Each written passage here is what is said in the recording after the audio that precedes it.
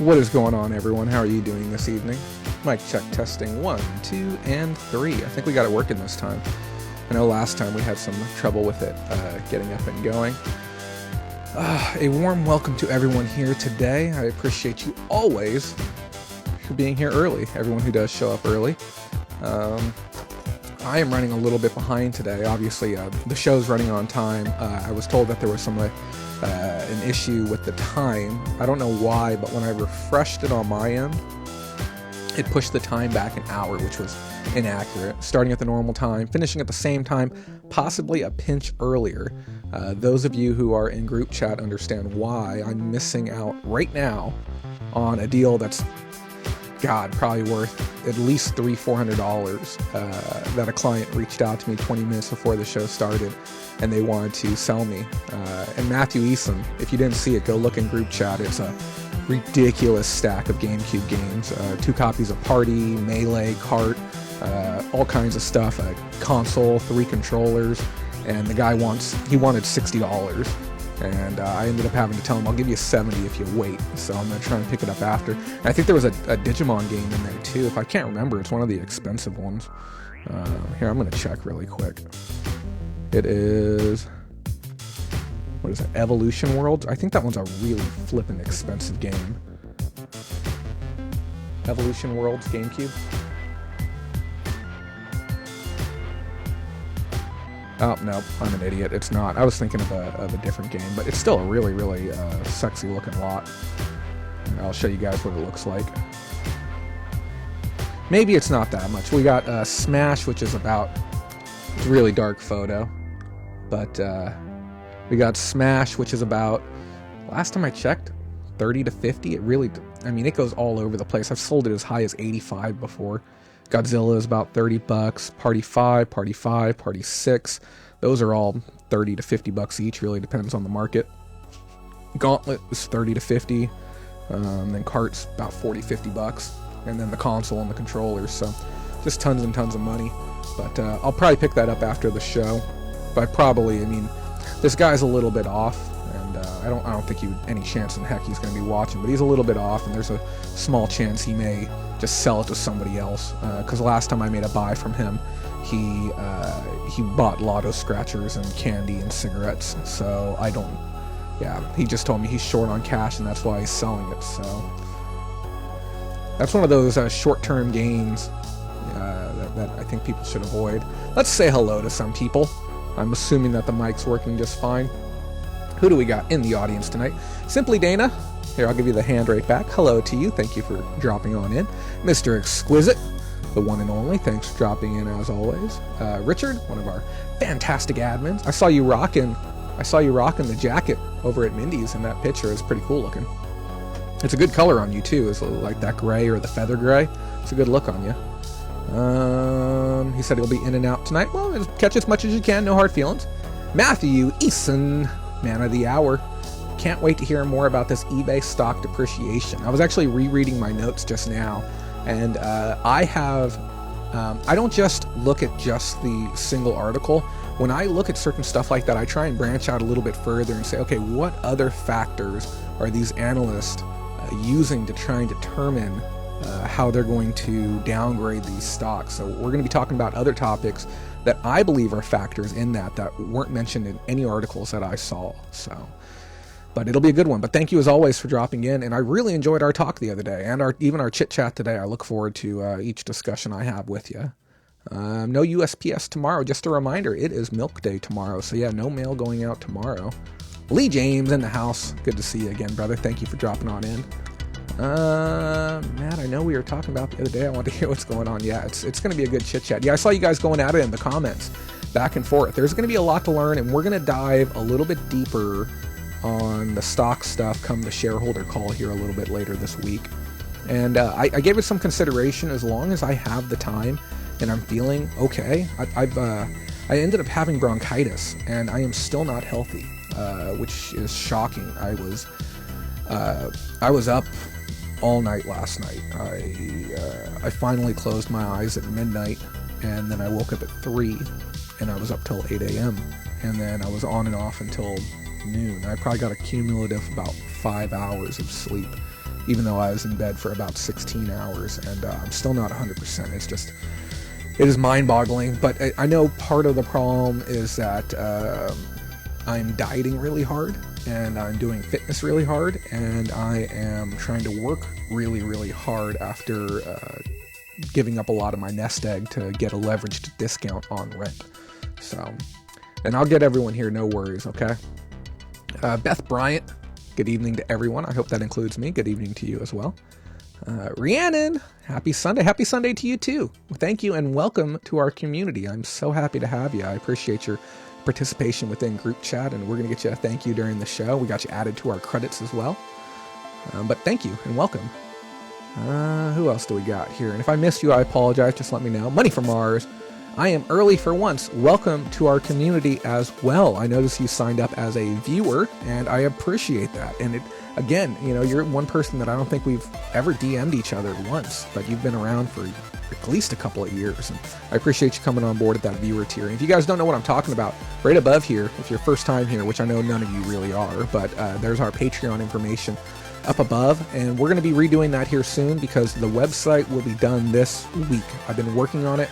If you guys want to see a couple of previews, I'll show you a little preview right now of what it looks like so far.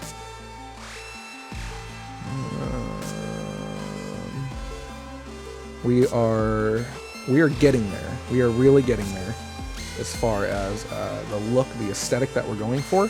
So this is one of the previews right now. And it's not live yet, but it's being built on the back end, and I'm doing it myself. I couldn't find somebody that could produce it to the way I want it, and we're also making it mobile friendly. So this is what it's going to look like on your cell phone. So it's going to be a place where you can go to get more information about the shows that we do, because we don't always have enough space to put all the information in the titles. And then if you want to go back and watch an old episode and you say, oh man, which episode was it where he talked about, policy changes in California for 2020. All of that is going to be indexed on the website, so you're going to be able to more quickly be able to find what you're looking for. There's going to be downloadables and printables and stuff to be able to help you with your workstations. And we're going to probably put a couple of exclusive videos on there too, just to get people over to the site to check it out. But it's going to be a one-stop shop for everything you need, and it's going to create a portal for people to be able to get in touch with me a little bit easier, as well as media entities, which is something that I'm looking to do a little bit more of here moving forward. So, but it looks good so far. It looks good. It's going to take me about another 20 or 30 hours to get it done. Take a look at some of these other comments.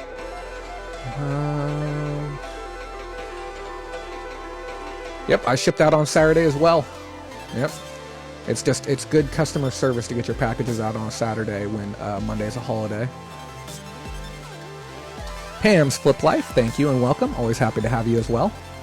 And you gave me some good news before the start of the show, and I'm really happy for you. I do want the juicy details on that, but we'll leave that for off of the show.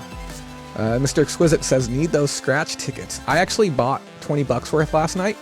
Yeah, just because I don't live close to a casino anymore. I used to live maybe 40 minutes away, and I was having a rough night last night. I'm like, man, I want to do a little bit of gambling. I spent 20, I got $20 back, so break even and a little bit of fun. I can't complain. It's probably the first time I bought a scratch off in 2.5 months. What else do we got here? Yellow Brick Reselling. How you doing? How you doing? Congratulations to you on putting out your first video. And we never plug anyone anymore on the channel just because we've had some bad contacts, and we're not giving our thumbs up to you or anything as far as like our channel approving of your channel and your content. But I really liked your first video. That's what I want to say. I liked your first video and the mindfulness and effort. I do have to ask, did you edit it yourself, or did you have somebody come in and edit it? Because if you edit it yourself, I'm really, really impressed for your first go around. And like I said, I left a little comment talking about it as well, but it was a good first video, and much better. And like I truly meant it when I said this. I have seen other people on the platform for well over a year in the same category not put out a video that was tidy as that one was. So, good evening from New York. Good evening to you from California.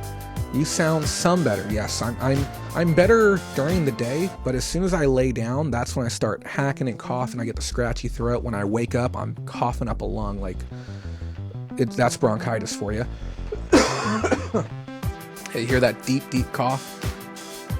Makes my whole head rattle. That's how strong it is. Couple of pickers. Welcome to you as well. Who else do we have here? Susan, how are you doing, Susan? Happy to see you. Hope you're doing well tonight. We got a tiny crowd tonight. It might give me an excuse to get out of here a little bit quicker. Yellow Brick Reselling, thanks. I edited it myself with iMovie. You can do a heck of a lot with iMovie. Yeah. And if you want to have a chit chat regarding thumbnails and stuff like that, I'll be happy to chat with you. I know it's a pain point for a lot of people when they first get started. But yeah, like I said, mindful, well done, well put together. And that's one of the biggest grievances I have with anyone who makes YouTube videos, who, if you're making content and you aren't being mindful of the time that you're taking from other people, because I was telling Matthew this earlier, is that time is the greatest currency that we have. And when people waste my time, it's frustrating because you can't get a refund on it. So.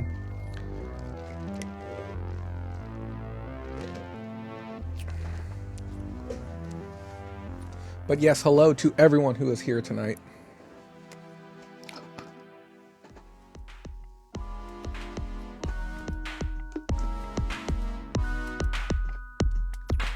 I even took some headache medicine just about a half hour ago. I'm going to do my best to give you guys my A+ effort tonight, but I am beat up today. I'll say that much. This is going to be a little challenging, but we're going to give it our best go, that's for sure. And I really hope that I'm 100% for you guys by next week. You know, Matthew, as you get older, and I know I'm only 34, so I don't have a whole lot of room to talk, but I think at 34 even, it's important to be cognizant that, time is really all we have. So it's best not to waste any of it. Money from Mars, I'll DM you one day. Thank you. I appreciate that. Maybe I'll bump into you at eBay Open. You can be like, hey, it's me finally. We can get our first official hello in together.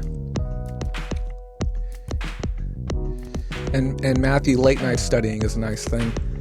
I might need to grab a Cepacol or something. Whew.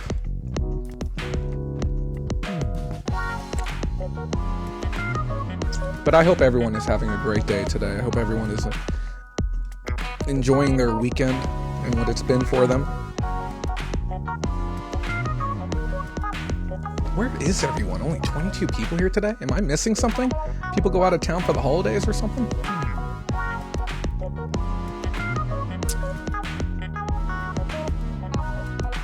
I don't even know where Mindy's at. Where's Mindy at?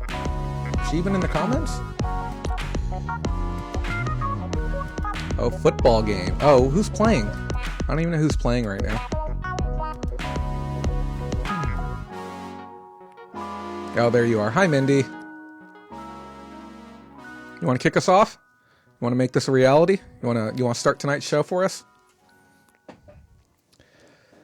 Packers and Niners. Ah, the Battle of the Bays. Okay, I get it. I understand. But yeah, I guess we should get it going, just like Mindy said. Let's party.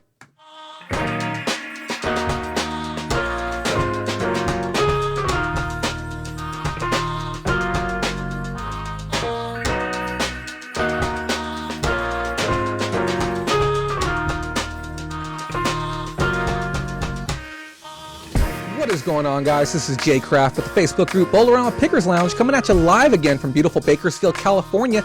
Today is January 19th, 2020, and we're here again for another amazing reseller-related show. And tonight we have a bunch of interesting stuff going on. Is anything really important towards your brand, though? I don't know. Let's find out. In tonight's show, we're going to be talking about the deal that Trump signed with China. I know, everyone's favorite topic, Trump, right? We're going to be talking about the implications it's going to have on marketplaces here domestically as well as abroad. We're also going to be talking about Wells Fargo downgrading eBay as far as their predictions for the stock value moving forward and the implications it's going to have for the brand as a whole. and how it may affect you too, which is kind of wild to think that Wells Fargo could affect your brand. And we're also going to be taking a look at some international competitors so that way you can better understand the underlying issues with eBay. And all of this is going to tie together. I know we've talked for a while about how I'm going to be working on other productions. I'm going to be working on eBay Revealed Part 2. And I'm finally in a position now where I've liquidated all the pops. I'm simply waiting for them to get picked up. I'll be setting up a brand new green screen downstairs, and I will be working on that production as soon as the website is done. Those of you who didn't catch the pre-roll, you may want to back it up and watch that. I showed some previews of the website that's being constructed currently by yours truly. I've decided to do it myself because I couldn't find a web designer that didn't have a 6-month lead time before they could get to me. So I'm doing it myself. It's going to take about another 20 or 30 hours, but it's going to get done. Now, tonight's show may be slightly condensed just for the simple fact that, well, we only got 24 people here, and I appreciate all 24 of you being here, okay? But if we don't have many questions coming in, not much dialect going on, or discussion going on, we may not need to go the full 2 hours. And plus, I have a $300+ profit deal waiting for me to finish this show that I need to pick up after the show. And as much as I love doing this show, let's be honest, guys, I got to go get that $300, okay? Every single dollar counts, and it's easy, free money. Guys, it's free real estate, okay? If you don't know what I'm talking about, Google free real estate. It's a fantastic video. Last week's show, we talked about Amazon and how they took a stab at honey, hit them with their little pointer, okay? Regarding the security of a honey extension. We did a full breakdown on that. We also talked about Ruby Lane, which was a brand new site for a lot of you. Some people just didn't know what Ruby Lane was. I learned about it about a year ago. And that's a friendly reminder to you, stay plugged in to every single episode that we do. We talked about how their fee structure is pretty much going to destroy their site from the inside out. It's going to be a brilliant case study for some college student at some point in time, talking about the rise and fall of e-commerce. And Ruby Lane's going to be a great example. Prairie Grit's going to be a great example. And I hate to say it, sites like eBay, I think they're going to fall in that pattern as well, and that's why it's important to stay plugged into this. We also gave you your 2020 holiday shopping guide so that you could better understand the seasonality throughout the year and how it can affect your sales and what you can do to boost your sales by understanding the holidays, as well as taking a look at some pickups. I want to give a big thank you to Fat Girl Sewing for showing up a little bit late. I don't know, we should probably shame her in the comments for being late tonight. But again, I thank you for being here, and I thank you for being a viewer as well. If those of you don't know, we're talking about the viewer tier on Patreon, which we're going to get to here in just one second. Now, guys, those of you who are Patreon members, or patrons as I like to call them, what we did was we premiered a special video for you, and we're going to take a look at that right now. Normally during the top of the hour, I talk a little bit about what's going on with me and stuff like that, but I'm going to go ahead and show you this little video. Now, this video will be released potentially later this week, if not next week, okay? But the standalone release is going to have about 5 to 10 minutes of additional content that this version does not have. We're going to be paying a thank you, a little bit of a tribute to a YouTube creator that motivated me to get my channel going and taught me a lot of the stuff that I know as far as practical lessons in editing and green screen keying and different stuff like that. So this is just the standard shoot here, but there's going to be some special practical as well as digital and special effects that are going to be added to the final release that's going to come out later. But now for your consideration, a bit of understanding what I did earlier this week, and hopefully it'll get you a little bit hyped up about making some money within Facebook Marketplace. Okay guys, we need to have a talk.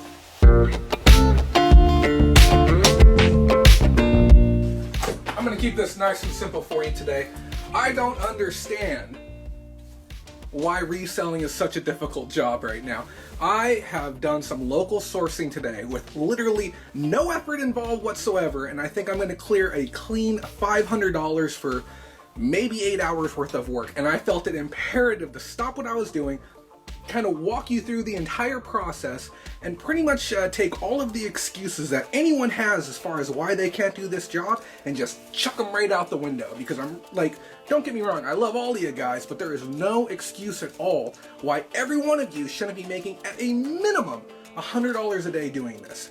And I thought I would stop, set up a camera, set up some lights, show you the finds that I got today. I woke up this morning, just jumped on the marketplace. That's what I do every single morning. First thing I do when I wake up, I jump in, take a look at whatever Facebook is suggesting for me. They suggest stuff to me based on things that I have bought previously, items that I've looked at before, the types of items that I'm selling currently, and I have ads running everywhere. And we've talked about this before, the importance of running ads on Craigslist, Facebook, Marketplace, OfferUp, everywhere, letting people know that you buy stuff. Because when people know that you buy stuff, what are they going to do? They're going to call you and tell you they have things for sale. People like money. And they like to know that the person that they're working with not only has money, but they're ready to spend money. So first thing I do, I see this fantastic Switch lot available for sale. We're talking a Nintendo Switch with a stack of games. Here, I'll even put it up right there. Look how beautiful that lot is right there. Now, if you look at that, you will realize you can't even see everything that's available. If I was able to get the original picture, couldn't even see it all. And I looked at the price on there, $300. Screaming deal, no reason to negotiate with anyone whatsoever. I looked at the price, I said, I'm not even going to offer $2.95 because if I do, guess what? I might lose this deal over $5. Jumped in the car, drove straight over, paid the guy. Look at this, everything was included. We got a second glass screen protector. We got a controller worth about 40, 50 bucks on its own. We got the Smash Brothers controller, the one that came out with the bundle for the Switch, or for the GameCube, one of the two. This is a $50 controller used on its own. We got the original box for the console too. We picked up a 4-player GameCube adapter, and we got a stack of sexy games. And these games are easy, $50 a piece, used on the secondary market, and we got 6 of them. That's our money back right there. So what am I going to be doing with this? I'm going to sell half of it, make a little bit of money, and I'm even going to keep a Nintendo Switch for myself. Why not? I was given it for free today just by reaching out to somebody and doing a little bit of legwork to make it happen. And I know what you're thinking, okay? Make your money, run on, but I kept looking around online and said, you know what? One buy isn't enough for me today. I'm going to keep hunting to see what I can find. I had somebody contact me from one of my ads regarding Magic the Gathering. And they said, hey, are you buying right now? I've got some Magic items. And they sent me over some pictures. They had this deck, brand new. They had this deck, brand new. A little bit crunchy, not going to lie. And then a deck starter toolkit, brand new sealed, and a core 2020 set. And I did the obvious thing. How'd you get this brand new stuff? Why are you selling it? He tells me, I play trading card games. My parents got me these for the holidays. They don't know which games I play. I have no purpose to have any of these. I'm just looking to get rid of them. How much money are you looking to get today? He tells me $40. And I look these up. $35 a piece for these things all day long. About $140, $150 worth of retail value there on eBay. $140, $150 eBay dollars that can be made on that.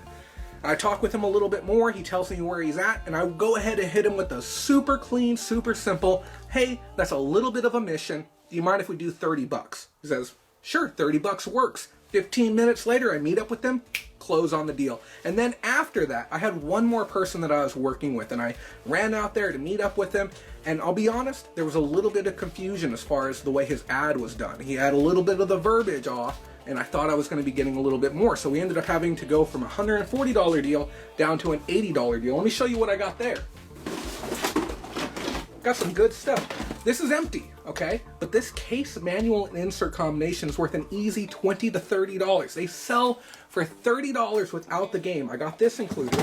We got a Game Boy player with the startup disc. This is a $100 combo, $100 to $110 now. Now, historically, this was about a $50 combo, but if you're sitting on one of these at your house, get them sold right now. I don't see the market getting much higher than $110. At that price point, somebody's better off buying a Game Boy, but get yours sold now.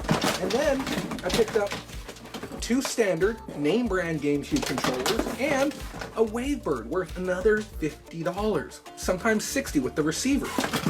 I paid 80 bucks for all of that. So I'm going to be making, what, maybe $80 to $100 here. I'm going to make probably about another $80 to $90 after fees and shipping on the Magic lot. And then on the Switch, if I was to go through and just sell everything and turn it for a profit, we have about another $300 worth of profit right there. Darn near $450 to $500 worth of profit. And I'll be honest, okay? I didn't even try that hard. Okay, okay? And this is what I'm getting at, guys. Get on the marketplace, get on Craigslist, and just do some casual browsing. I don't care what the category is. Look at these. We were selling these for $40 each on my show the other night for our patrons. $50 for new patrons, $75. These are brand new Dymo 450 printers.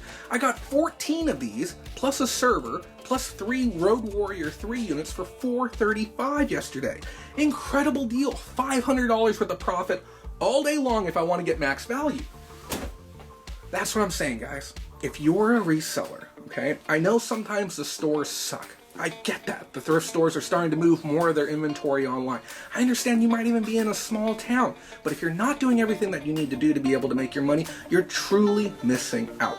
Start listing more stuff, start running ads, and start finding that daily revenue. $100 a day is easy peasy. Let's make it happen. Thanks so much for watching, guys. Remember, you don't make that money, someone else will. Have a great day. Well. So we ran that video privately to the patrons. I wanted to get everyone's vibe and feel about different types of recording content. You notice I was wearing a normal t-shirt, not my traditional collar. I want to be able to turn on a camera and just be able to record some of the stuff I'm feeling. I watched a fantastic creator. Her name's Carolyn Constar, and she's so flippin' raw with how she makes her content. She said, you know when I'm going to upload another video? Whenever the F I feel like doing it. If you don't like it, go ahead and unsubscribe. And I'm like, man, that is so savage. She's going to continue to produce the content that she enjoys making. And that's going to tie into what we're going to talk about at the very end of the show when we do our little moral of the story and our little bit of a wrap up. But I really wanted to just kind of put that out there first. Let those who watch our show actually be able to consume that content and maybe get a little bit more motivated to start working within your local area. Okay. Start being mindful of what you're doing. I want to talk about a couple of the comments here, kind of get a little bit of extra little clarity. I'm going to switch over to our little side screen here where we have our comments. Lake Tahoe Gem said, you get great deals. And I told her, I'm like, sometimes you have to make these deals, okay? They're not always going to be set in stone. I mean, sometimes they're going to fall in your lap and you're going to see a great opportunity, but how are you going about it? Okay. When I saw that ad for the Switch, I sent him a message, sent him a friend request, got that phone number as quickly as possible. Hey, when's the soonest that you can meet? Okay. Like where do you want to meet at? And 15 minutes after I woke up, I was dressed. 5 more minutes later, I was out the door headed towards Taco Bell. I waited there 15 minutes for him to show up, even though he told me he was in a time crunch. Met him, closed the deal, and then even gave him a ride to GameStop. I don't even understand why. I think you know why he sold it for so cheap? It's because he probably went to GameStop and GameStop told him, hey, we'll give you a $250 or $260 or $275. And he's like, I'd rather get $300 and just sell it local and put a little extra cash in my pocket as well. And that's probably where he got that price from. Fine with me. A-okay with me. So, Lake Tahoe Gem here said she got 2 sales, or she or he, I'm sorry, I'm not familiar with who you are, but got a couple of sales during the show already or throughout the week. And I tell people, guys, you got to get plugged in. We have our little tip jar tonight. Donations are proven to increase your online sales each week. This is a fact. It's not a fact, but okay, guys, got to get plugged in. Let me look at a couple more of these other comments. And thank you for saying you liked the video. I really enjoyed shooting that too. It was just very off the cuff, and it was fun. It was fun to shoot that, and I want to make more like that. I want to get to a point where I can just march into a room, flip on a camera, go for it, talk to you for 10 or 15 minutes, possibly even every single day. But the thing about it is I don't want to give you garbage, okay? It's very easy to be one of those creators who turns the camera on every day and says, okay, what am I going to talk about? What am I going to do today? Like how am I going to fill 10 minutes of time? Okay. That's not mindful creation. That's a waste of your time. It's a waste of my time. And it's a waste of compounded time. Just so we're clear. If I spend 10 minutes, okay, shooting a video, takes me maybe an hour or two to edit it to that quality with music, on-screen effects, transitions, color grading, all of that stuff. Then I put it out there. It can get consumed for days worth of time. Okay. We're talking hundreds of hours worth of consumption. And if I'm like one of those daily creators who will just flip open a book and, okay, my mentor book says to talk about this today. They'll read the thing and then say, okay, guys, we're going to talk about, blah, blah, blah about improving your life. And it's just not mindful recording. It's pointless. So we put out less videos because we don't want to waste your time. And I want to get to a point where I can put out daily content, but just make it good content. And I don't mean to even be droning on right now. I just wanted to kind of get through all of that. Yeah, but those YouTube creators make 100K on YouTube. Yeah, and we're going to talk about that at the end too. Those of you who don't know, Rally Roots put out a video talking about making $100,000 last year on YouTube, and I have mixed feelings about it. I don't think they made enough, frankly, for a channel of that size and for the amount of reach that they have. They probably should have made over $250,000 last year. And it's not a slight to them. It probably just has to do with the fact that they don't understand like networking, affiliate marketing, just marketing and promotions, ads, ad revenue, CPM, and just the other factors that really can, because I know channels that have half as many views, half as many subscribers that are doing $300,000 a year easily without any type of Patreon or anything like that. But the real reality of it is if a channel is making $100,000 a year or $200,000 a year, and just so you guys have a frame of reference, if a video gets 1 million views, depending on the channel, the low estimate is about $8,000 for that video. The high estimate, and we're talking like a James Charles, we're talking like a Philip DeFranco, we're talking like a, This Old Tony, we're talking like big channels with really good CPM, which is cost per million views, can get, up to $20,000 for a 1 million view video. So I can tell you right now, something is wrong in the numbers. And I'm not saying that anyone's lying. It's just, I don't think that they fully understand exactly what needs to be done to maximize their margins. But again, I'm droning on this, and we're gonna talk about that a little bit later. So, yeah, that was our story time, guys. Let's get our little slideshow up and going. We got some new patrons. I just want to say thank you. We picked up 3 new patrons last week, okay?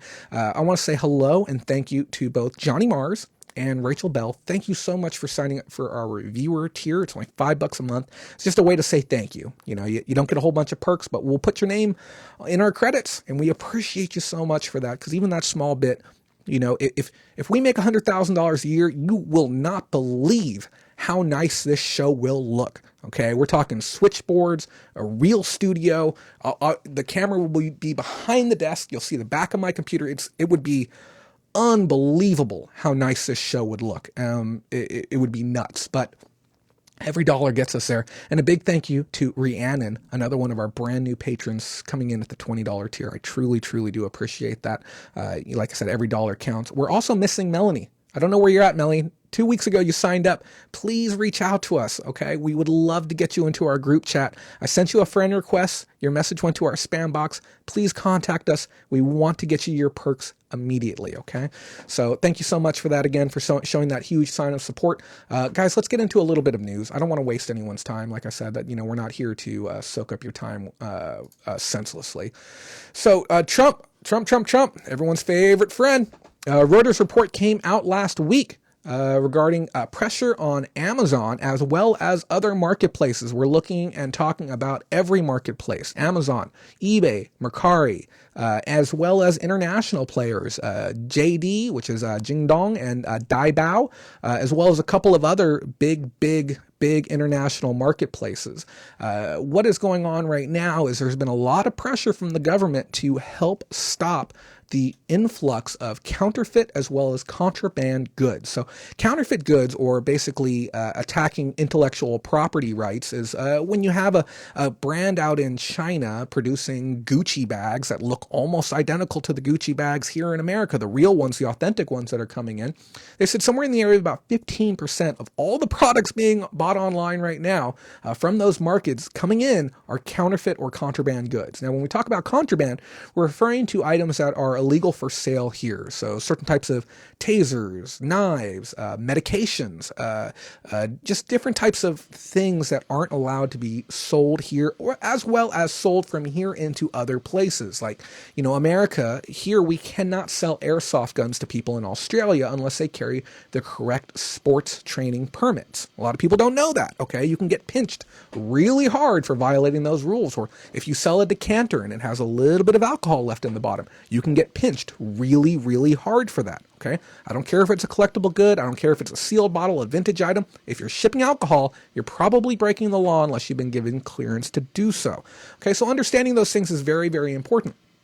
Now what we're seeing is a lot of pressure from the government because Trump signed a deal with China, phase 1 of the international trade agreement with them.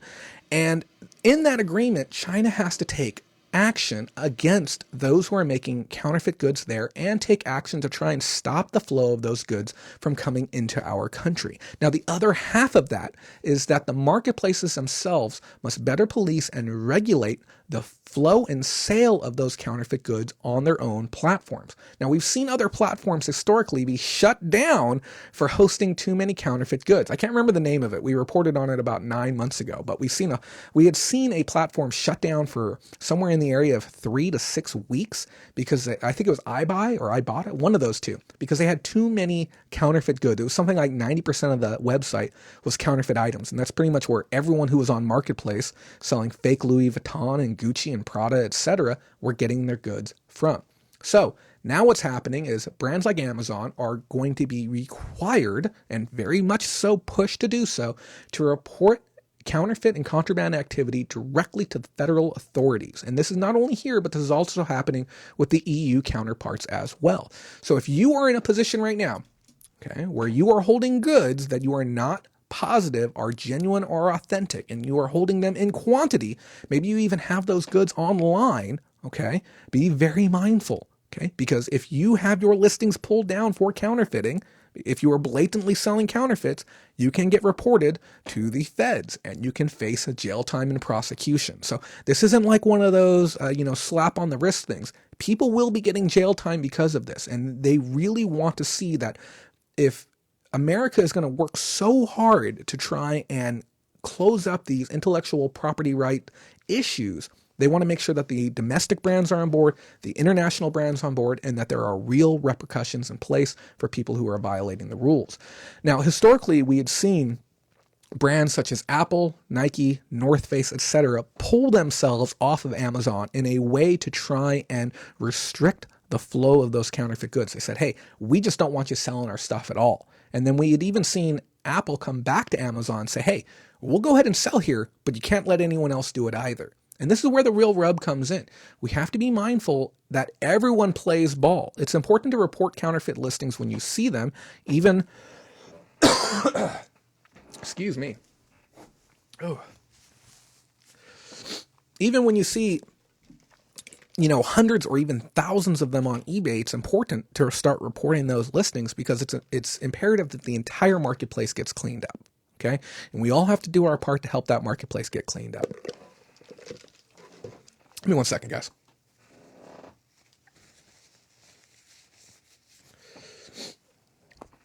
You don't need to see me wiping the inside of my nose, let's just say that. So, the goal right now is to increase the amount of reports that are coming in, okay? There's strong, actionable numbers. We know how much is happening currently, but they're saying moving into 2020, they want to see a strong increase in the amount of reports that are coming in and real action happening, okay?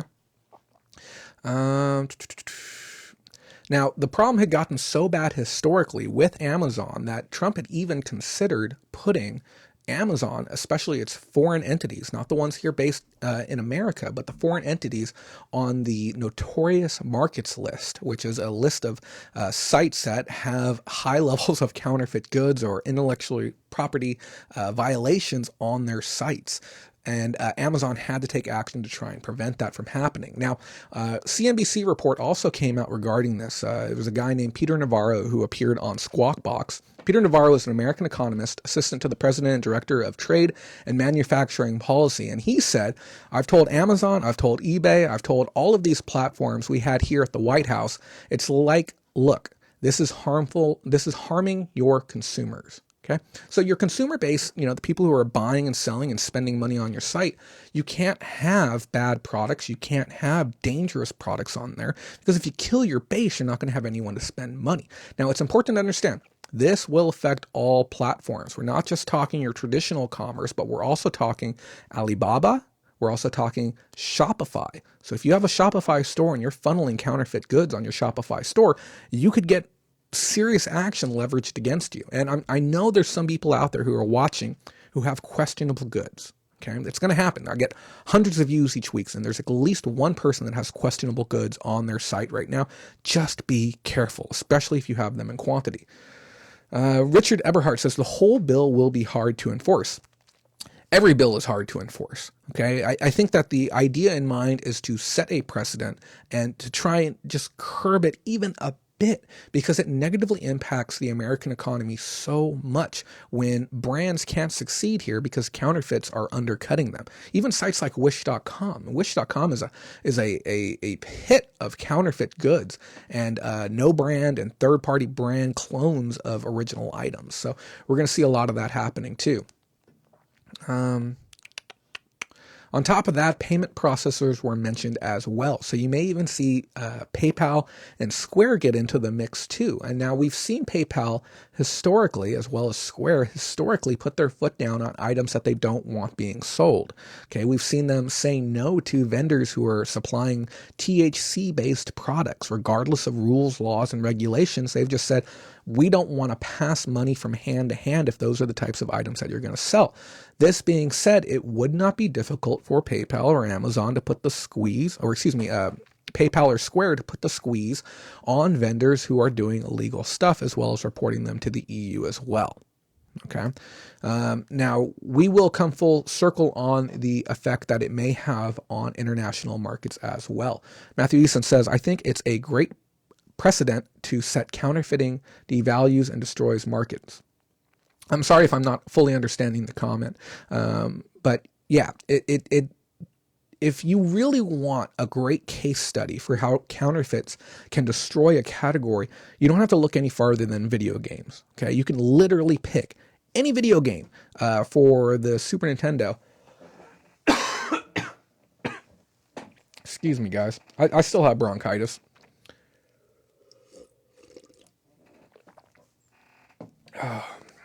Yeah, you can pick any video game for the Nintendo or the Super Nintendo.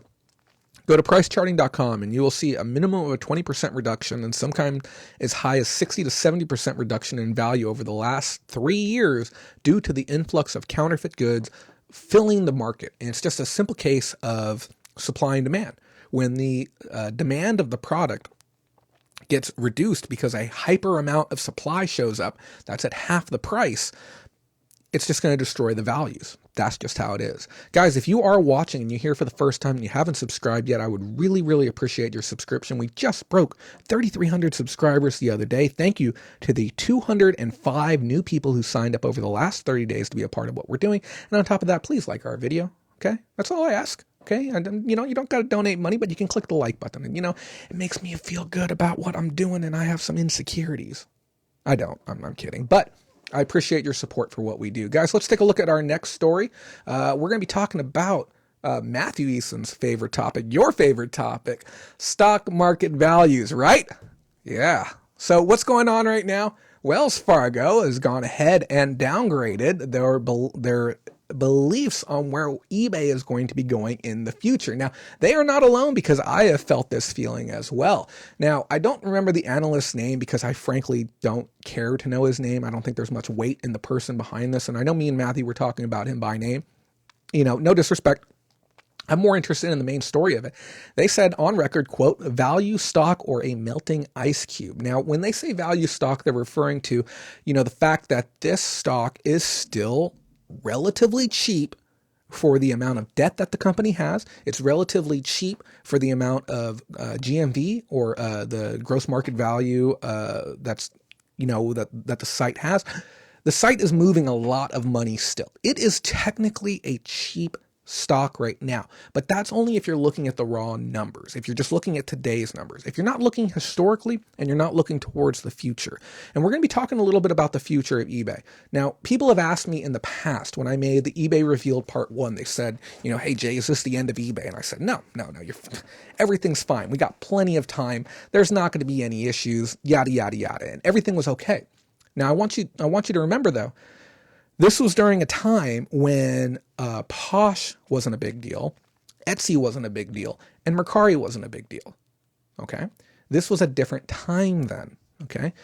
Right now, in this report, they notated one big factor, or two big factors, as far as why they chose to downgrade the future evaluation of the stock. One of those things being the internet sales tax. Okay. Now, the internet sales tax affects all platforms equally, but I think that it might be an issue with the integration on the platform itself. Now, I've bought a few things on Mercari. I get hit with my sales tax there. You buy a few things on eBay, you get hit with your sales tax there. But I don't necessarily believe that the internet sales tax itself is enough to cause this level of decline for the total value of eBay. I think it's almost a little bit short-sighted at this point to blame it on the internet sales tax. We got a super chat from Mr. Crazy Scott. Thank you. Those of you who don't know, Mr. Crazy Scott is one of my longtime friends. I've been friends with him for, God, what are we going on? 20 years now? Yeah. I call him Scoot. So thank you, Scoot, for that $2. Truly do appreciate it. But where are we at, guys? The challenges facing eBay right now. They said it was the internet sales tax. In my opinion, it's not the internet sales tax because it affects everyone. And I think it's short-sighted to blame it on that. One of the other reasons that they put is they said that they are downgrading this stock because of emerging marketplaces, which I was just talking about. They mentioned Etsy, RealReal, Mercari, and Poshmark having gained traction over eBay. Now, historically, the GMV was 7.6 times larger than other stocks, okay, or the gross merchandise value, I believe that is what that is, or gross market value. And now they said that gap, they believe, and I must use air quotes when I say believe, is a little bit closer to 5.8x, which means that these other marketplaces are actually closing the gap. Now, why am I saying believe? I'm saying believe because we don't have the numbers yet. They don't have the numbers yet. They're using market speculation, and they're, in my opinion, okay, I think it's a really disgusting move to speculate on a brand a week and a half or a week before the shareholder report comes out. Shareholder report comes out on the 28th, which is, 7 days from today?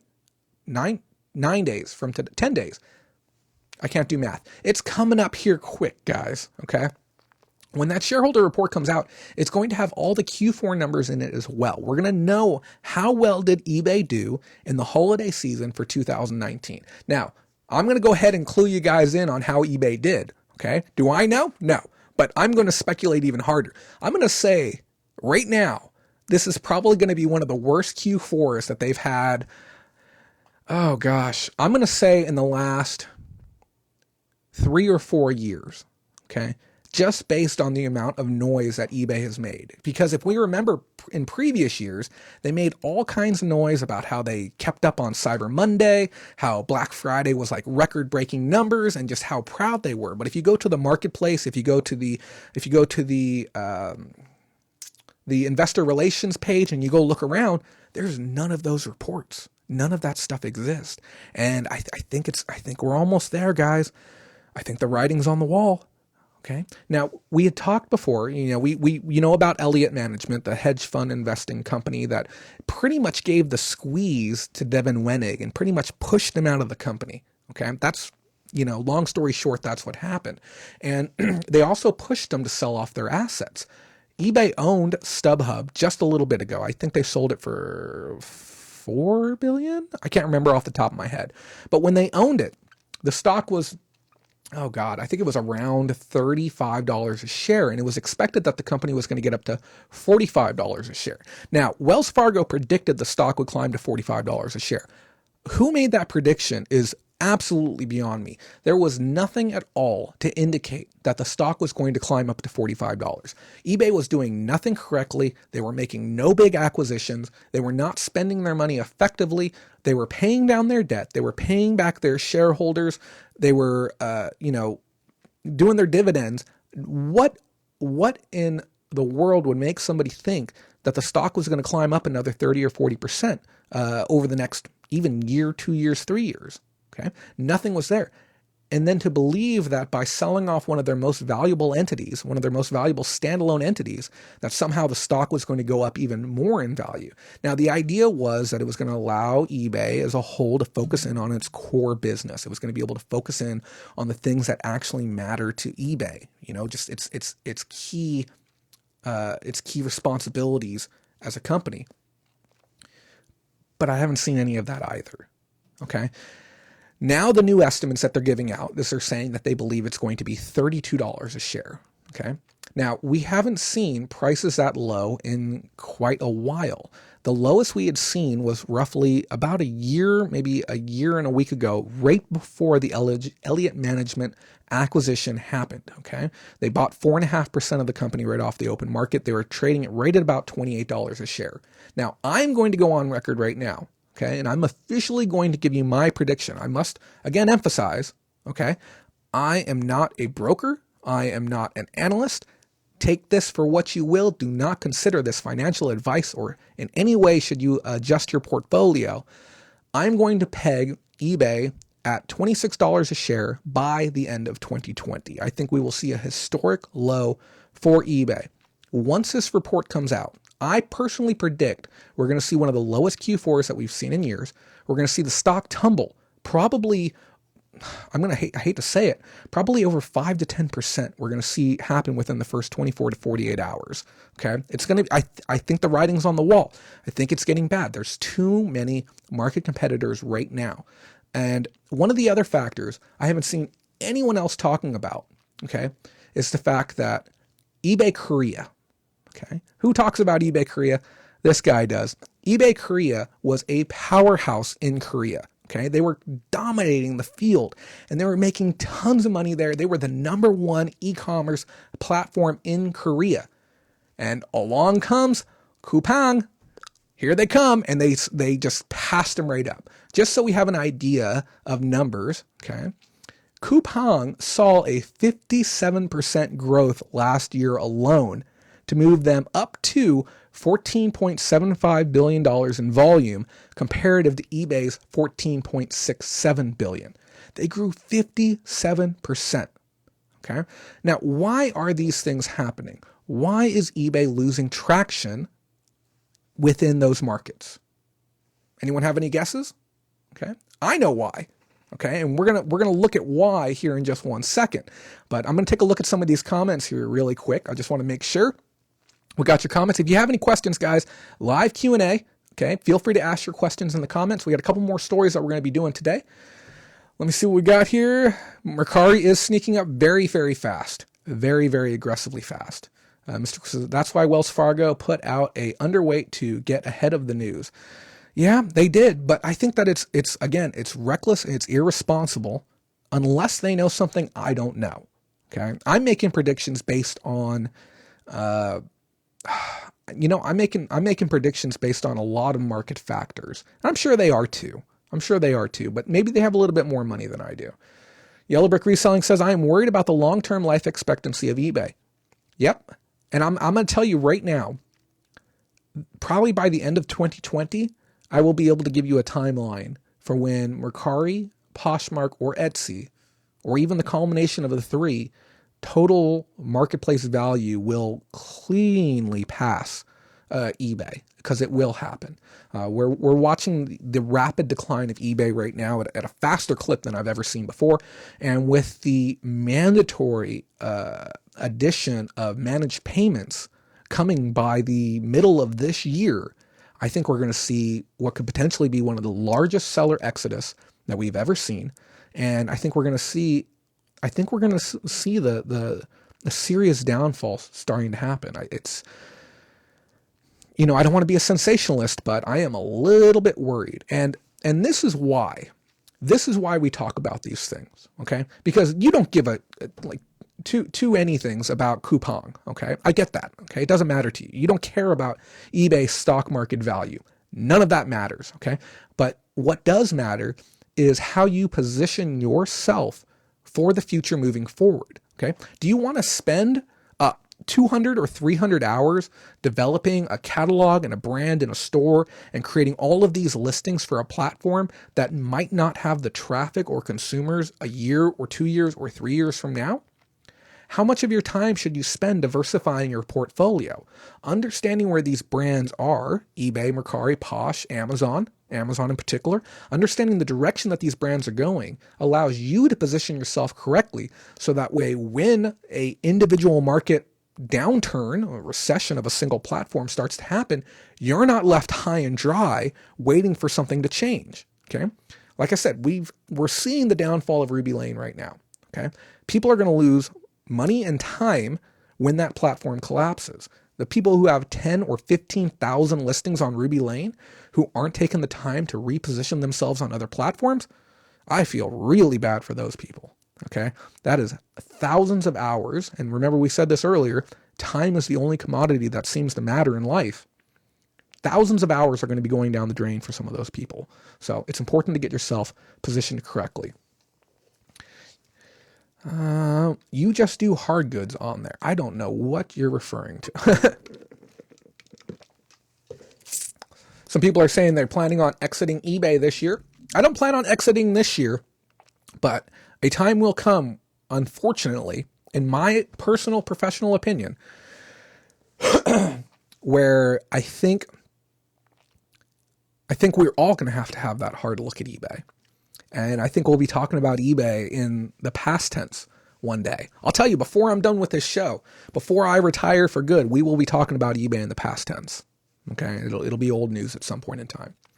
So while I got you here, guys, okay, let's go ahead and go on a little bit of a field trip together. Okay, let me switch on over. I got a window down here. Hold on one second. Okay, we're gonna take a look really quick. We're gonna take a look at eBay really quick. Okay, I want everyone to look at eBay right now as if they've never seen this homepage before. Okay. I want you to kind of soak it in. Now, the site itself, when we look at it, it's okay. Now, I have the same graphic settings and style and format and everything for this site as the next site that I'm going to show you. But this is the eBay homepage. Now, I want you to see, this was the full length of my scroll right here. We have 3, 6, 9, 12, 15, 20, 22 items on the main page. We have we have 2 carousels, and we have a bunch of text. Now, while I have you guys here, sorry, I have a camera blocking my view. I want to show you this. This just happened this month. Okay, we have a brand new page that's only available for California residents because of a new law that passed that allows you to opt out from having your information sold to third-party companies on eBay. eBay sells your information now. Okay, it's part of the terms of service, the privacy policy, yada, yada, yada. They sell it so that way they can better serve ads and they can make more money. Okay, but there's an option here to opt out. I just wanted to show you that really quick. But again, take a look at this main page. Now, if we click into something, let's just go ahead and click into this item right here. Okay, we come across.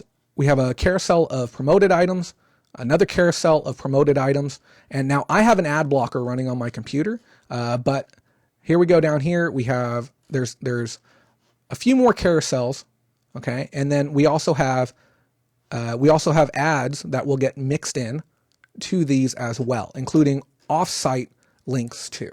Okay, it's not a pretty site, and I know what you're thinking. Like, well, it looks okay. Let's go ahead and jump over and let's take a look at Taobao, okay, which is one of the leading marketplaces within China currently. Now, if we look at Taobao, at the top, we already have an interactive movement page at the top. Now, I'm going to go ahead and translate this page for you. Oh, it's mainly translated already. Now, when you see these prices, I want you to understand that these are in, oh God, what are they called? I wrote it down. Give me one second. These are renminbi, which is the Chinese yuan. 1 USD equals 6.86 Chinese yuan. So 50 yuan is 750 USD or United States dollars. Now, look at this page, okay? Aesthetically speaking, we're seeing more items per page. Okay, we're seeing, I don't know why there's so many shoes on this main page, but we're being served just generic items right now because we're the first time that we've been to this page. Aesthetically speaking, it's very beautiful looking, okay, comparatively speaking. You're seeing more images of items actually being used. You're seeing more of an interactive visual thing. We have nice little pop-ups here that say find similar as well. And again, we have a clean carousel up here at the top. Now, we're also going to take a look at one more site really quick. After we pop on back, we're going to be taking a look at Jingdao. And Jingdao is one of the largest marketplaces on right now within China. So let's go ahead and toggle over to our next story really quick, okay? Give me one second. I got a lot of things up here on the site right now. Okay. Way too many things going on. Okay, so I want to talk to you about Jingdong, or JD.com, okay? And JD is one of the dominating marketplaces in China, and I feel that other brands such as eBay can truly take note of what JD is doing right now online, okay? Unlike here in America, when we talk about doing web-based sales, JD is different in the sense that if you want to compete online, you must be on JD. Okay, there's no like, oh, I don't need to be on Amazon as a brand. No, in China, you must be on JD. You must be on Taobao. You must be on Tmall. These key sites that are on there because that's where the traffic is. The consumer habits are different over there. And consumers, because of, I guess, where cell phone technology is at, the 5G experience, the fact that it's one of the easier ways to be able to get goods within rural areas. Like they've already figured out the drone delivery thing over in China. It's not something that's still being sorted out. Like you can order drone delivery of your goods, in rural areas and get stuff within a couple of hours. This is where the traffic is.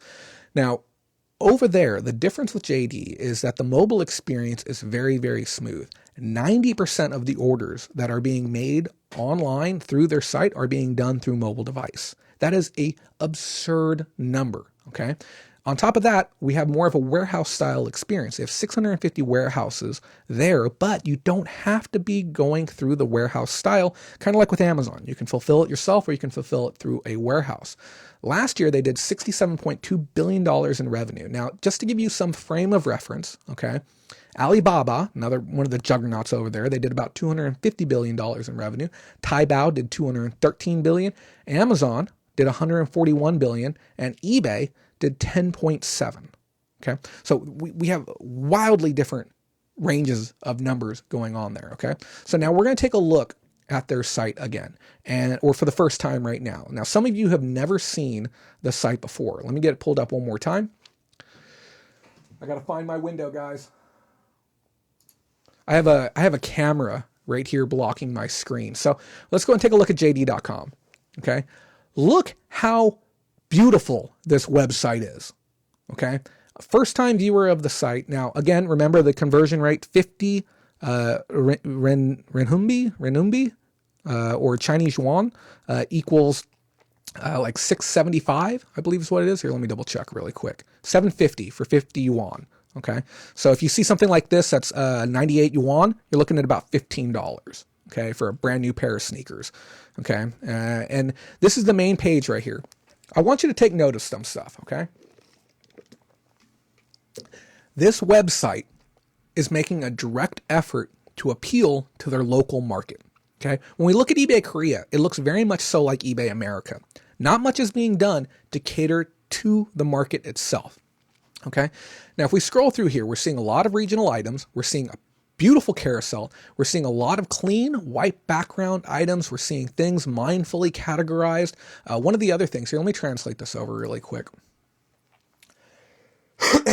okay, we're seeing a couple of other things. One of the things that I really like, okay, is if we look at this one right here, I can't make my cursor show up. I apologize for that. I tried for a while. You can see it says self-operated. Okay, what does that mean? That means it's a private seller who's working this item. Now, there's also ones that are coming direct from warehouse. I really, really appreciate that distinction. And it might not seem like a big deal to you, but understanding whether or not your item is coming from a private seller or from a warehouse or a brand, it's a nice thing for the consumer to be able to visually see that. Is it coming from domestic or is it coming from international? If you look at the bottom of the screen, we have another on-screen thing here. Now watch as I scroll up. Now, this is a very modern site. It's coded in a way that eBay is not coded. I apologize, I don't know much about coding, but you can see the search bar here at the top. Watch how that search bar comes back and moves with me. It stays with me as I'm going through the site. I'm constantly able to search for something that I want to search for without having to scroll back up. Okay, we're going to come up to the top here and we're just going to search for Disney really quick. I want to show you something really, really mind-blowing right now, okay? That when I saw this, just absolutely floored me. I apologize for how slow this is going, guys. It's very difficult on this computer to be able to screen capture like I'm doing for you right now. So we're going to look up Disney Plush. You know what it is? Plush is a very regional, let's just do Disney toy. Plush is a very regional term. It's not something that's necessarily used by the international market. Let's look at this Minnie Mouse here, okay? Is this a good example? Okay, what do you notice really quick, okay? First, this price is fantastic, but look at this. Look right here, watch this. How flippin' cool is that, okay? Video of the product to be able to show the consumer what they're going to be getting. They're actually able to see a video of the product and multiple angles of the product. Now, if you thought that was cool, okay, wait till you see this, okay? We scroll a little bit further down, okay? Again, very visually pleasing, very visually aesthetic. Look at this. Video reviews of the product that was received. So when I say that other brands are innovating at a ridiculous clip over eBay America, this is what I'm talking about right here, okay? Now, part of the problem is that the way that eBay is coded, I don't necessarily believe that they could do this even if they wanted to, okay? And this is some of the problems that we're, look at this other item. This is great. Because somebody can get a very clear idea of what they're getting. They can get a scale. They can get an idea for the touch, the texture of the item that they're actually getting. I think it's fantastic. Scott here says, he said, this would make me way more confident in buying something. That's it right there. Nail on the head. I didn't even think about that. Consumer confidence. Okay, let's look up something else. Anyone want me to look something up? Anyone got any ideas of what they'd like to see? And fake reviews too, yeah. We're actually going to be talking next week about 30 different things. I know that seems like a long list. 30 different things you need to look out for to detect whether or not your reviews are real or not. You know what? Let's look up scooters just for Scoot here. Let's see what we can find on Jing Dong in regards to scooters. Okay. We got a bunch of books. I don't want a book. Excuse me, guys. It's probably a regional word again as well. Let's just look up bike, just so we can. Again, a lot of things don't translate well. I apologize for that. Here, let's head back to the main site. Crystals. Okay, sure. I may need to look up the international, like the translation for some of them. And we got some crystal sets, not actual stones. Let's try stones. Stone or mineral might bring up a lot of stuff.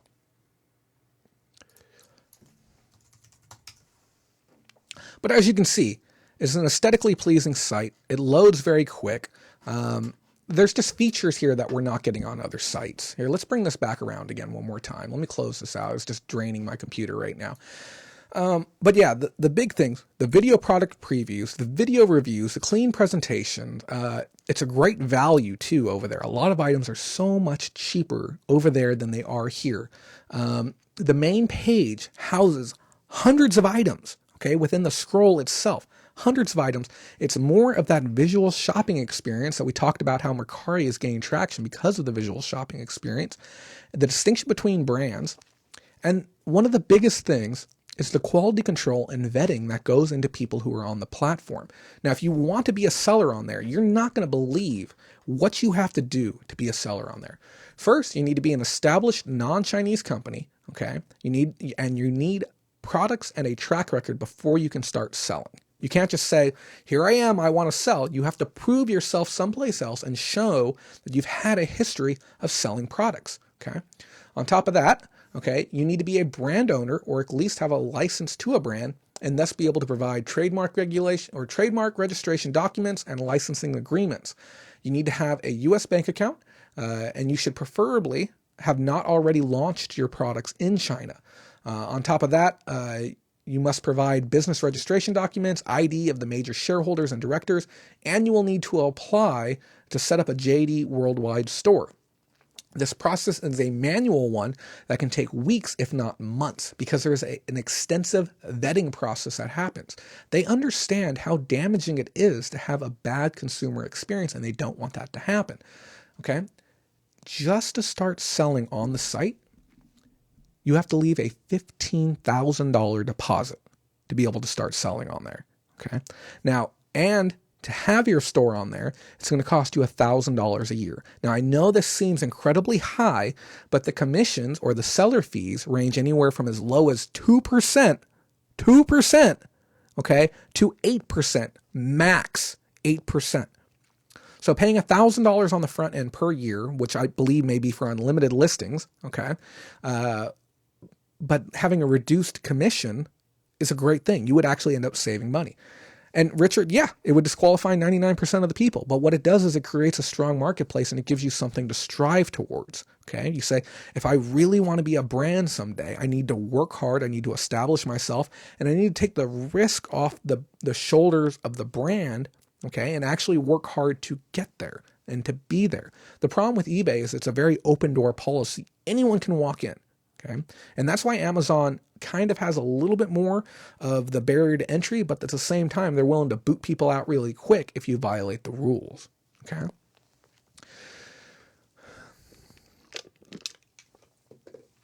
One of the other reasons why these sites work better has to do with structured data. Now, we haven't talked much about structured data or essentially unstructured data, but it's one of the biggest problems that's plaguing eBay right now.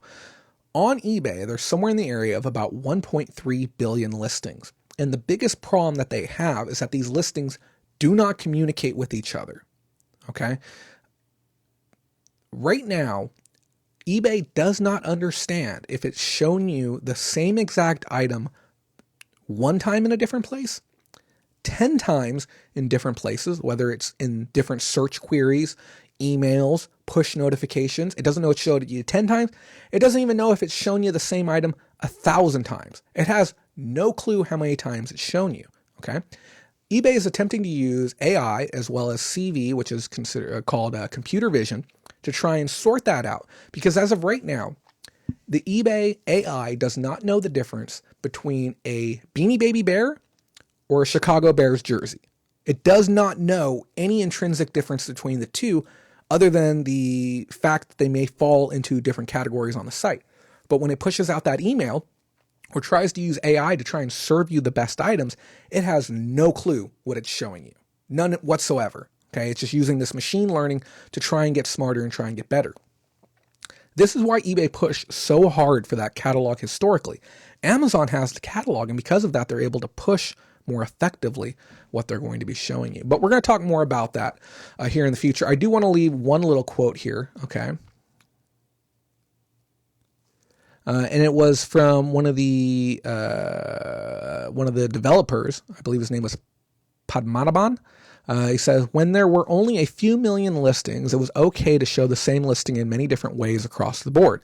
But as more and more products were listed, users were not okay with seeing the same listing in 20 different ways or even 1,000 different ways. That's when we thought, okay, we need to make more sense of these unstructured listings. That's pretty much what's happening, guys. There's just too much unstructured data on the site right now. It's really bogging things down. I can't give you a prediction as far as when I think eBay is going to be 6 feet under, but it's going to happen someday. And before, I really had a lot more of that positivity that they might be able to get out of this hole. But I think we might need to see an entire redesign of the website, an entire redesign of the way that the structure of the site works. And one other thing too, is we need to change the way that eBay actually works. And every time I look over here, guys, I'm looking at my notes. We need to change the way that eBay actually works with its sellers. Okay. What has eBay done to incentivize you to work harder on the site? Like really, what have they done short of giving you free listings so you list more items on there? What have they done to make you want to make eBay a better marketplace and to make you want to work harder? Okay. What have they done to penalize you for not working hard enough, or penalize you so that they can get more money in their pocket? Okay. They need to offer discounts to those who consistently ship faster. They need to offer more competitive pricing on staple goods that consumers actually need, even if it means first-party dealing with brands. They need to draw that consumer base in, and they need to offer discounts and incentives to those who offer an above-average customer experience. Okay? Because right now we get penalized for minor things, yet there is no reward like we used to see historically with things like top-rated sellers, and we get these big incentives. Okay? Stop penalizing sellers. It's enough. It's enough of it. Okay? You've already gotten as deep as you can get into our pockets. Some of us are paying nearly 20% to sell on the platform right now, and it just needs to stop. Guys, last up, small stories and developing news, or as I like to call it, things that every other YouTuber will be talking about next week. Okay? We got a few things. MLK Day is coming up on Monday. No mail going out on Monday, guys. So, yeah. If you didn't get your packages out on Saturday, you might have some upset customers who forget that you're not going to be shipping out till Tuesday. On top of that, January 28th is the earning call. I'll give you a reminder on that one next week. Next week, we're also going to be talking about how to spot fake reviews on sites.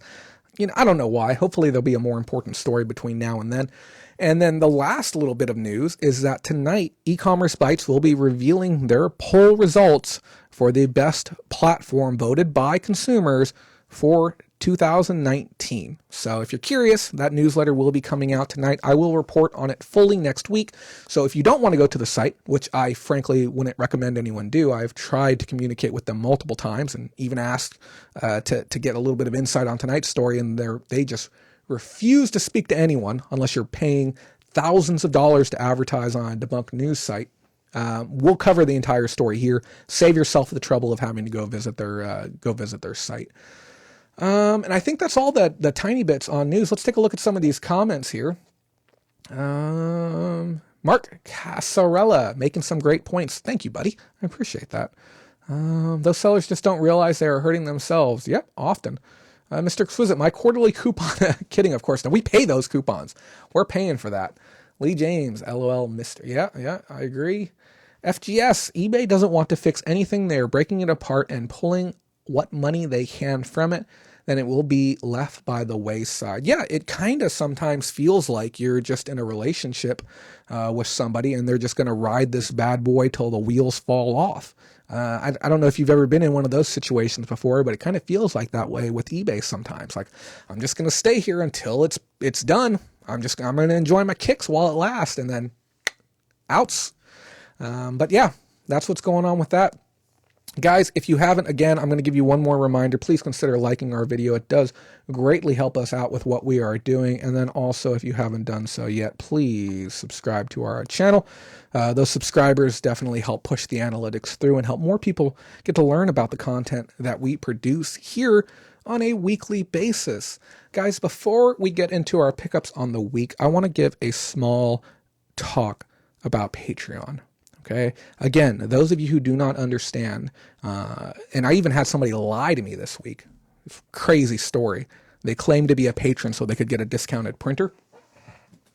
Now, because I've said before, it's not all about the money. I really do mean it. Those printers that I picked up last week, we have 3 of them left. We sold 11 printers between $40 and $50 last week. These are brand new Dymo 450 printers with a brand new roll of 99019 labels installed into the printer, okay, shipped for $40 for some patrons, $50 for other patrons, and we have 3 left available for non-patrons at $75. This is an incredible value to get one of these. The time and efficiency you will save by having one of these printers is insane, and we only have 3 left. If you didn't get a chance to get one now. We do not care about making tons of money. We care about improving the quality of the show. We care about improving the amount of resources we can provide for sellers to be better sellers moving forward. Patreon is a way for you to be able to do that. Visit patreon.com/Bolorama. And I'm going to say this right now. Okay. I've been very, very soft about this. Some of you watching do not understand the value of being part of a community that is focused and geared towards your success. Okay? My job, what I do every single day, is to work with the people who choose to work with me to ensure that they make more money than they made before they met me. Day in and day out. That's what I do. I want to see people succeed. And I understand some people, you're sitting there and you're saying, Jay, I don't need this. I make plenty of money doing what I'm doing right now. And to that, I say kudos. I'm happy for you if you're making plenty of money. But it's more than just that. It's a community and it's a team of amazing people. And we work together like a unit to see to it that everyone is doing good in and out of their business day in and day out. Stop thinking about it and start doing it. Be a part of a team that's actually going someplace. Get in early now, okay? Get in now and start taking advantage of the opportunity that's in front of you. I know often, okay, you talk about seeing great deals, you see about some of the stuff that I pick up and the things that I do. We make sure that people get great opportunities. We talk about OA a bit. We talk about RA a bit. Okay. We talk about things that you can do day in and day out to help yourself become a better seller. It's cheap, guys. We're talking less than $1 a day to be a part of a community that is geared towards your success. And I've said it before, and I said, I don't care where you go to get your help. Okay. But please do me this favor. If you are going someplace else and you are paying money somewhere else, make sure you're getting value. Okay. Make sure you're truly getting a return on your investment. And if you're curious and you're just not sure if this is right for you, sign up, give it 30 days. If you don't like it, I'll give you 100% of your money back. You have my word on that. Okay. But every single person that's come into this community, they've stayed. Okay. The only people who have left is because, well, they just stopped reselling. And we're going to talk about that here in a bit as well. But do get over to the Patreon site, patreon.com/Bolorama. We'll put the link in the description. Check it out. You're really doing a disservice to yourself if you don't get signed up with our team. We're making some big things happen here, and we would love to have you on board. Guys, let's take a look at a couple of items. I'm only going to be doing items for, 20 minutes. I picked up these items over 2 weeks ago. We've been completely rained out here locally, okay, for the last week. It's destroyed our ability to go to the swap meet. Plus, I've been sick. I'm even having to take a deep breath right now. I've had bronchitis for the last little over a week, and it's been very, very difficult on me, incredibly difficult on me. So I'm only going to be able to show you a handful of items right now, and then we're going to do our final thought, and we're going to button it up early because I have a $300 deal that I need to go pick up on as well. Hey, let me knock this out really quick. Pam, could you knock that out for me really quick? I think you know what I'm talking about.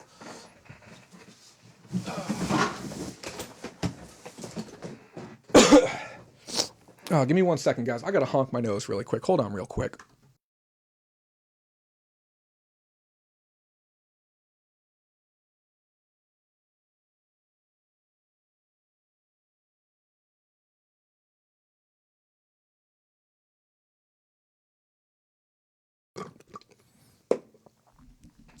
Okay, guys, I'm back. Let's take a peek at a few items. Let's see what we got. Actually, here, hold on. Let me do that myself. Give me 1 second, guys.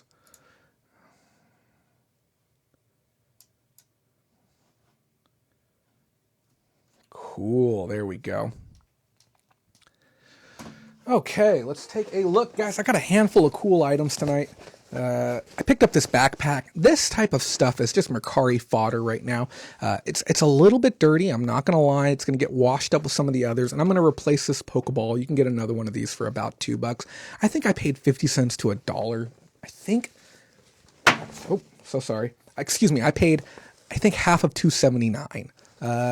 I'll get 15 to $20 for this backpack when it's cleaned up, just because of the visual aesthetic of it. But cool looking piece. Always keep your eyes open for items that are going to be very, very flashy on Mercari. This is an interesting one.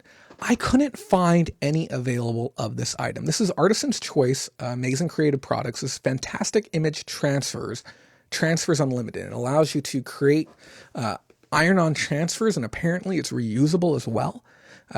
This does have listings online, but they're all out of stock. So I can probably set my own pace on this. I'm going to do a little bit of Terapeak research just to see where I can price this bad boy at. But I don't think that it would be too unreasonable to ask $30+ on something like this.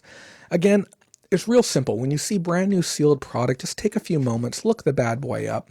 Okay. And if you can get it for cheap, I'm into this for half of $2.79, $1.38. Not bad. I'll make some dollars on that. I got this for me. I needed a new laptop bag. This is a nice one. This is a really nice one compared to my last one. It's going to better protect my item. This is a Targus laptop bag. Now, this laptop bag, you could actually buy this and sell this for a profit. It even has a magnetic clasp on the interior and great compartments. What I really liked about this one, it was padded on both sides of the laptop, and my other one was only padded on one side. You can get anywhere from $25 to $35 for a really clean, modern style laptop bag. And generally speaking, these aren't going to be too expensive to ship because you're going to be able to send them out cubic and possibly even jam them inside of a flat rate if they're one of the more heavy or bulky, heavy duty type ones as well. I paid $2 for this. But yeah, great pickup. Don't be afraid to stop and look at bags when you see them. Oh, here is an odd one. Now, if you don't remember from last week, I talked about the importance of slowing down while you're sourcing. And I got a great opportunity to go out and source with Susan. That's where these items came from.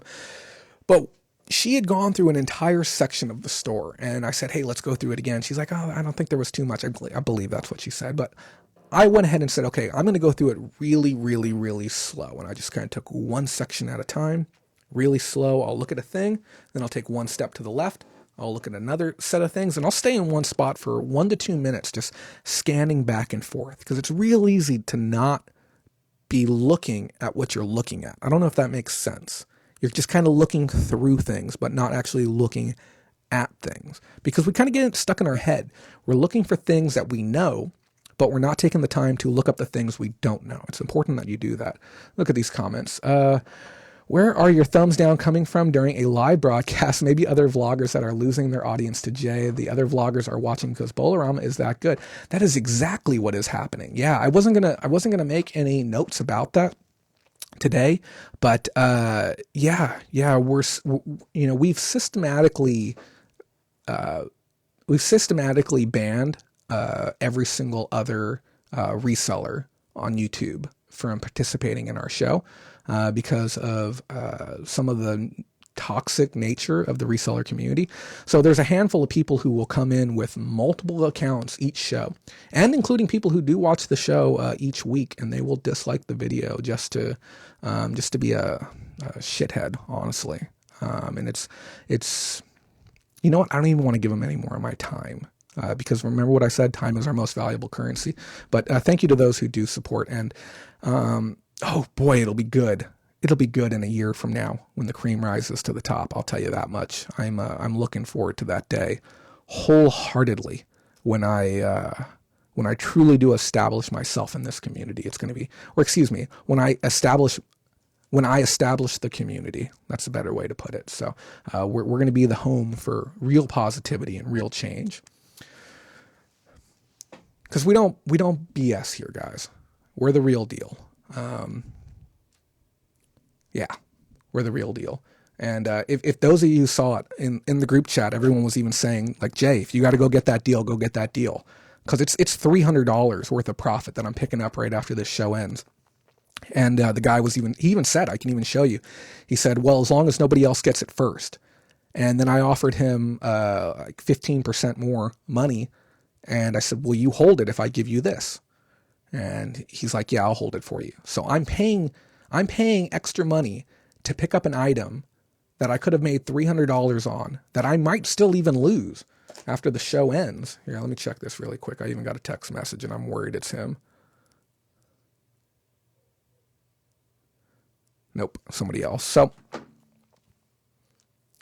and the patrons, Lee was saying, he's like, hey, if you need to go get it. We understand. I said, no, I've already been paid to be here. This is my job right now, is to be here as I promise every single week.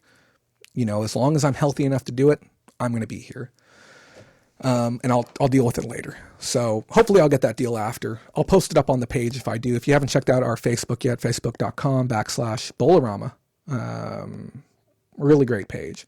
So I was slowing down. I was going through the items. I looked up something I've never looked up before. Now, if it wasn't beautifully case packed like this, I would not have bought in it. And what is it? It is a 6-pack of Tuxton mugs. Tuxton mugs. And these are diner style mugs. Okay. The kind that you would see at Denny's. These are very, very heavy, high quality, might not even crack if you drop them on the tile. I believe they're some type of stoneware. And these are brand new.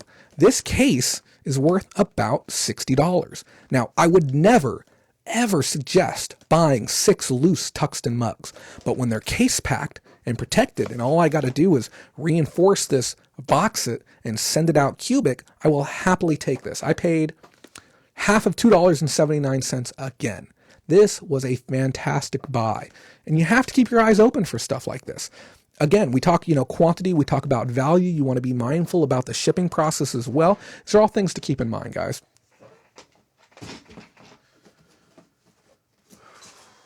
Oh, this is a cute item. I bought this one simply because it was cute. Again, it had that Mercari appeal. It says gift set across the top. This one's really, really great. You're gonna love this one. Oh, it's so cute. Ocean glassware. Okay, I'm gonna bring it in close. Hold on.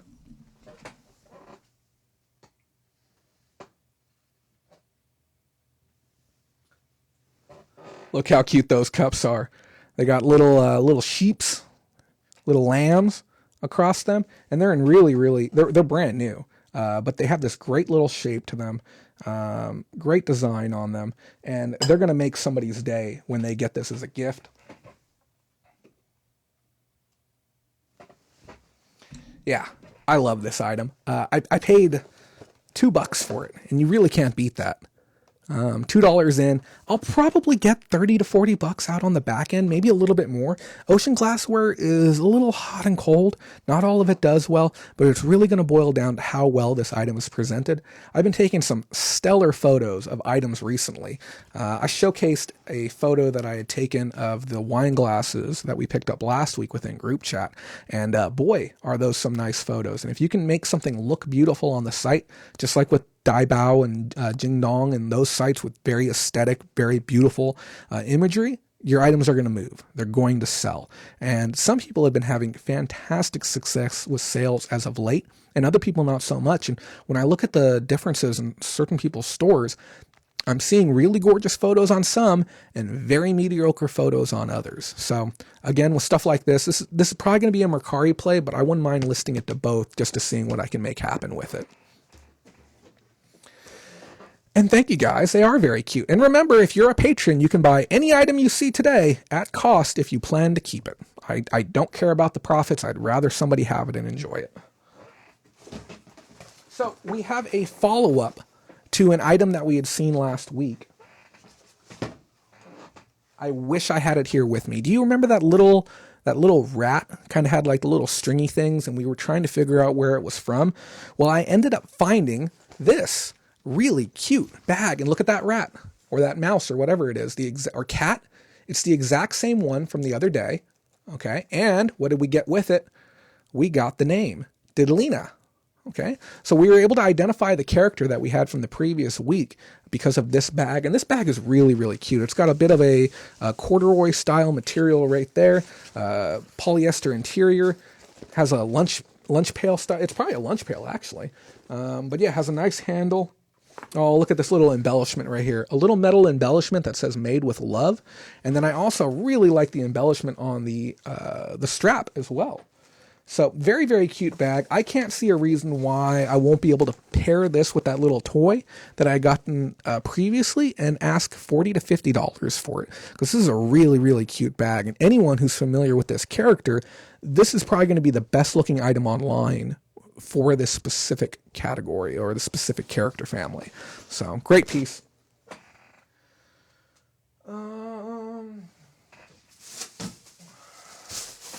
Last item for today, guys. I'm really feeling a little beat right now. It's getting a little winded, a little hard to carry on. Give me a moment. I think I may have drank too much coffee. First time having coffee in 3 days.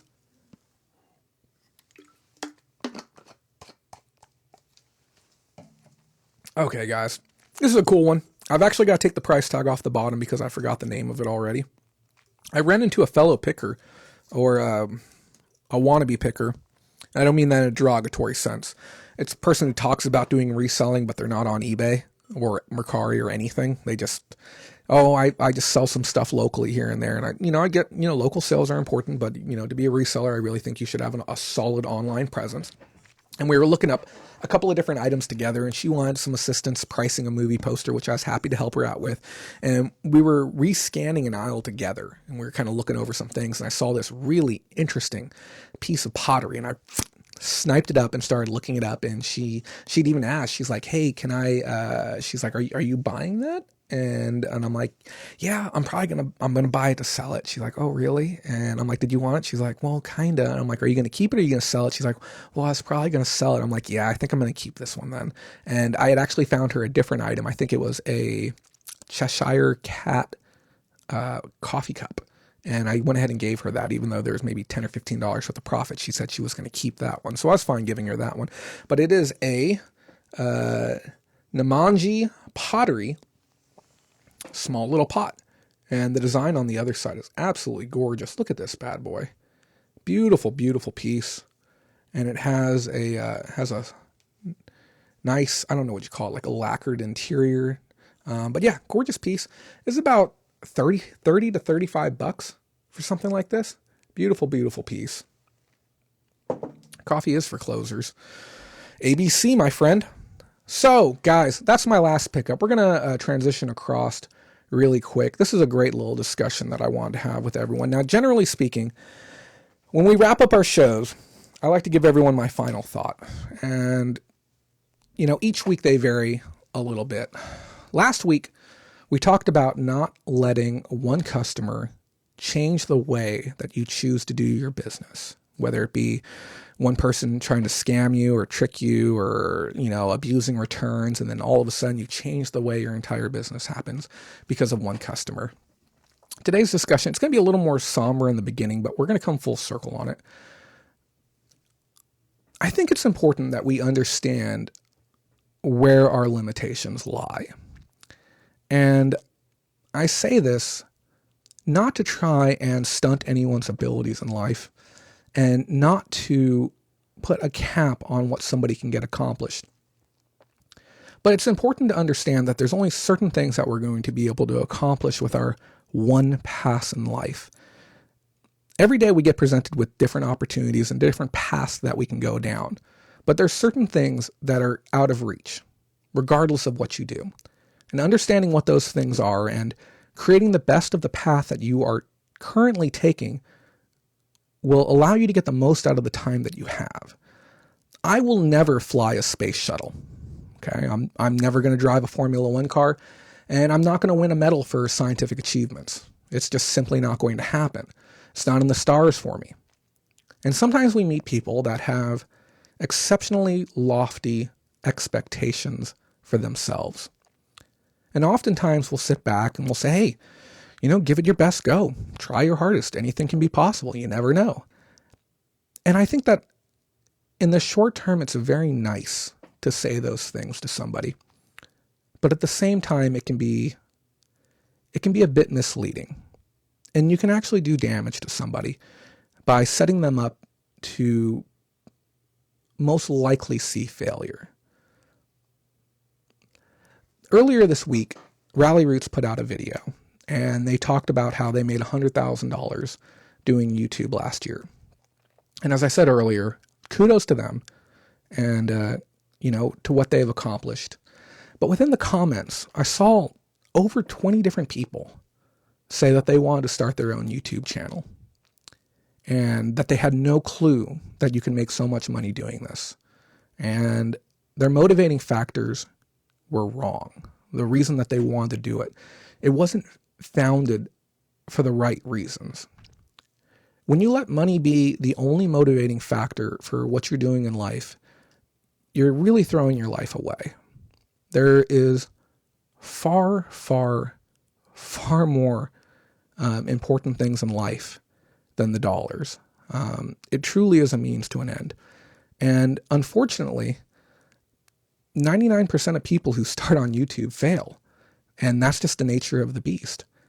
And sometimes if we sit back and we coddle people who are going to fail, we're doing damage to them. It's important that we understand that each one of us is given some God-given strengths and abilities. Just by default, there's certain things that we're good at. And by understanding ourselves and understanding our strengths and capabilities, we can get the most out of life without having to mimic or imitate other people's success. Look deep within yourself and ask yourself, what am I really good at? And what do I really want to do with my life that is within the realm of attainability? Some of you might fly a spaceship someday. I don't know. You might have that within you. But I know it's not in the stars for me. But if you're doing things for the right reason, because they bring you joy, and they bring those around you happiness and comfort, safety or security, they ensure a better future for you and those around you. And you have your priorities focused in on things that aren't money. Because money is truly worthless. I know we talk about the margins and the profits of what we're doing, but when we die, we're not going to have any of these things. We're not going to have our money. We're not going to have any of it. Okay. And I don't want to spend my last day alive thinking about profits and margins. The most valuable commodity that we have is time. And the most valuable thing we have around us are the people around us. Okay. Be realistic and be honest to those around you. Don't do them a disservice and set someone up for failure. Okay. Some of you are starting YouTube channels and some of you will make it. And I will support those of you who do. And some of you have started them for the wrong reason and you will not make it and you will fail. But that's okay. The number of things that I have failed at, the number of businesses that I've had to close, God, it's countless. But it led me to here today. And I've become more realistic about what I want to do and where I want to go. And I've been honest with myself. And I've been honest with you. Be honest to yourself. Be honest to those around you. And make the most of this one pass that we get in life. It's one time. That's all we get. Okay? Don't squander it. Please. Okay? Enjoy it for what it is. Make the most of it. Make the most of this life that you have. Oh, it pains me to see people waste their pass in life. Don't get wrapped up in things that don't matter, people. Okay? Let's make some positive changes together. Let's be the reflection of what we want to see in society. I'll leave you with the same quote I've left you with many times before, the one that Mr. Rogers himself said, the great Mr. Rogers. We should treat everyone else at least as good as we would treat ourselves. Okay? Let's take that with you.